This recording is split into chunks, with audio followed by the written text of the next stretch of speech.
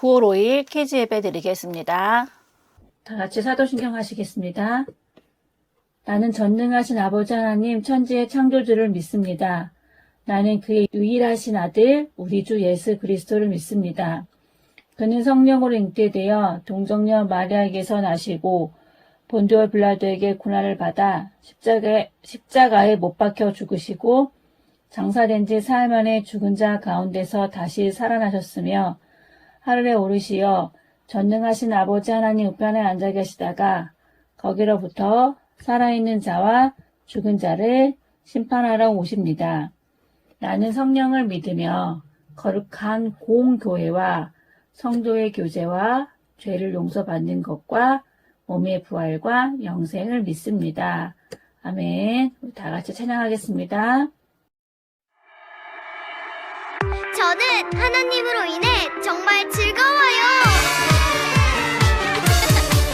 무화과 나뭇잎이 마르고 열매가 없으면 감람나무 열매 그치고 식물이 없어도 우리의 양떼가 없으며 송아지 없어도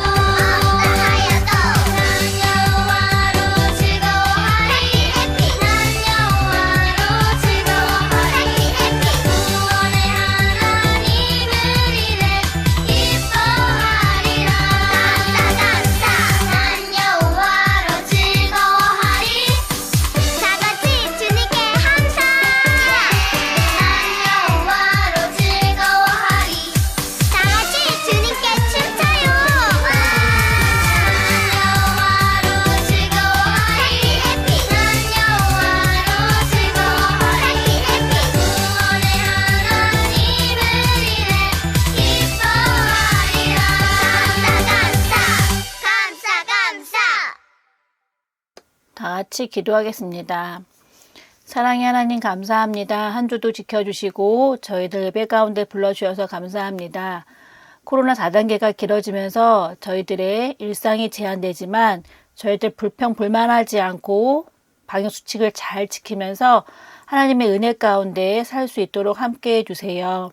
오늘도 우리가 함께 한 마음으로 예배 드리길 원합니다. 기쁜 마음으로 드려지는 예배가 되게 해주세요. 감사를 드리며 예수님의 이름으로 기도드립니다. 아멘. 성경 봉독 시간입니다. 그러나 사람이 율법을 행하는 행위로 의롭게 되는 것이 아니라 예수 그리스도를 믿는 믿음으로 의롭게 되는 것임을 알고 우리도 그리스도 예수를 믿는 것입니다. 그것은 우리가 율법을 행하는 행위로가 아니라 그리스도를 믿는 믿음으로 의롭다고 하심을 받고자 했던 것입니다. 율법을 행하는 행위로는 아무도 의롭게 될 수 없기 때문입니다. 갈라디아서 2장 16절 말씀. 아멘. 오늘 말씀은 내가 가장 자랑하는 것이라는 것으로 우리 친구들과 함께 나누겠습니다. 이제 막 믿음이 생긴 청년이 자신의 스승에게 이런 질문을 합니다. 제가 세상에 주는 기쁨과 편안함을 버리고 이제는 온전히 그리스도를 쫓고자 합니다. 그럼 이제부터 제가 무엇을 해야 합니까? 색깔 있는 옷을 입지 말아야 하는데 흰색이 아니면 모든 외투를 다 버려라. 폭신한 베개와 편안한 침대를 사용하지 마라. 너희 집에 있는 TV, 컴퓨터, 핸드폰, 게임기를 가까이 하지 마라. 아무것도 들어있지 않은 흰빵 외에는 먹지 마라. 내가 진정으로 그리스도에게 복종하고자 한다면 따뜻한 물로 목욕하지 말고 면도도 하지 마라. 수염을 깎는 것은 우리를 창조하신 하나님께 반역하는 것이기 때문이다. 여러분, 과연 이 청년이 계속 믿음을 지킬 수 있었을까요? 우리 끔찬 친구들은 이런 조건을 지켜야만 예수님을 믿을 수 있다면 이 약속을 지킬 수 있나요? 믿음과 구원을 얻는데 아무 상관없는 것들입니다. 이렇게 규칙과 규정과 규칙을 지켜야 하는 사람들을 바로 율법주의자라고 합니다. 오늘 갈라디아서 2장 11절에서 16절 말씀을 통해 바울과 베드로도 구원의 조건이 율법이 아니라는 것을 이야기합니다. 바울과 베드로는 이방인, 즉 예수님을 모르는 사람들에게 예수 그리스도를 믿는 믿음이 바로 구원을 받을 수 있다는 것을 알려줍니다. 그런데 이렇게 둘이 관계가 좋았던 바울이 베드로를 책망하는 일이 생겼습니다. 질투가 나서일까요? 아니요, 전혀 그렇지 않습니다. 바로 복음의 진리를 애매하게 만든 행동 때문이었습니다. 베드로의 어떤 행동 때문이었을까요? 이야기 속으로 한번 들어가 볼까요? 베드로가 안디옥 교회에 있을 때입니다. 안디옥 교회는 유대인과 이방인 그리스도인들이 함께 예배하고 교제하는 첫 번째 교회였습니다. 그래서 할례나 율법을 중시했던 유대인과 그것을 지키지 않는 이방인들이 함께 다녔던 교회였습니다. 이렇게 유대인과 이방 그리스도인들이 섞여 있는 곳에서 베드로는 이방인들과 함께 식사를 하였습니다. 사실 베드로가 이렇게 식사한 것은 처음이 아니었습니다. 12절에서 말하는 함께 먹다가는 원어로 보면 지속적으로 먹었다는 표현으로 볼 수 있습니다. 베드로가 자주 와서 식사를 함께 했다는 것이죠. 베드로는 할례받지 못한 이방인도 구원받을 수 있다는 것을 깨닫고 난 뒤였기 때문에 그들과 함께 식사하는 것이 문제가 되지 않았습니다. 다시 말해 할례나 율법을 지키는 것이 구원받는 조건이 아니라는 것을 알았기 때문입니다. 그런데 12절을 또 보면 베드로가 이방인과 식사를 하다가 할례를 받은 유대인들이 다가오는 것을 보고 두려워서 그 자리를 떠나 물러갔습니다. 왜 그랬을까요?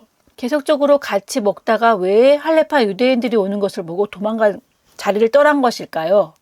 아마 베드로가 이방인들과 밥을 먹는다는 것이 율법에 어긋난 행동이었기 때문에 강한 불만을 베드로에게 이야기할 거라는 것을 베드로가 생각했던 것이죠. 그래서 베드로가 자리를 떠난 것이었습니다. 그가 자리를 떠나자 그와 함께 있던 유대인들과 또 바나바까지도 그 자리를 떠나게 됩니다. 베드로의 행동으로 율법 안에 속해 있는 식사법을 지키지 않으면 안 된다는 그런 인식이 생긴 것이죠. 그래서 그 교회를 담당하고 있던 바나바까지도 자리를 떠나고 말았습니다.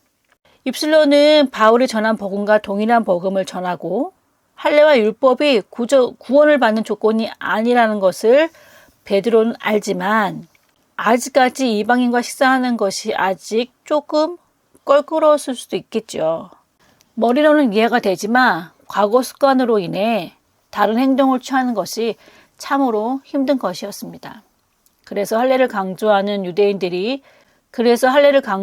유대인 그리스도인들이 오자 베드로는 황급히 자리를 떠나게 되었던 것입니다. 그래서 바울이 모든 사람 앞에서 베드로에게 너가 유대인으로서 이방인을 따르고 유대인답게 살지 아니하면서 어찌하여 억지로 이방인들을 유대인답게 살게 하려고 하느냐라고 호통을 치죠. 오직 그리스도를 믿는 믿음을 통해서만 하나님께 의롭다함을 얻는다라고 말합니다. 복음 안에는 하나님의 의가 나타나 있습니다. 그래서 우리는 예수님을 믿는 믿음으로 구원을 얻게 되어집니다. 또 예수님으로 인해 우리가 의로워지는 것입니다. 구원의 조건은 할례, 율법, 음식법과 같은 규칙과 행위가 아니라 바로 믿음이라고 말할 수 있습니다. 예수님을 믿는 믿음인 거죠. 우리가 예수 그리스도를 믿는 것이 우리의 죄사함과 의로움을 동시에 주어지는 것입니다. 믿음으로 의로워지는 것은 바로 주님의 선물이죠. 그런데 우리는 세상을 살다 보면 베드로가 행한 실수처럼 다른 사람의 눈을 더 의식하고 눈치를 보고 내가 이런 행동을 했을 때 다른 사람은 나를 손가락질할까? 어떨까? 다른 사람들을 두려워할 때가 있습니다. 우리 꿈찬 친구들은 예수님을 믿는 것이 나에게 가장 창피한 일이 되는 것이 아니라 나에게 가장 자랑스러운 일이 되어지기를 간절히 소망합니다. 아멘.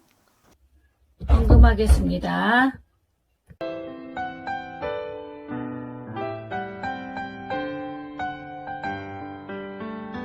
우리 작은 두 손을 모아 주님께 예물을 드려요.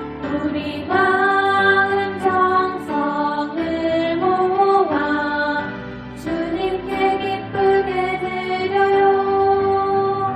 우리 작은 두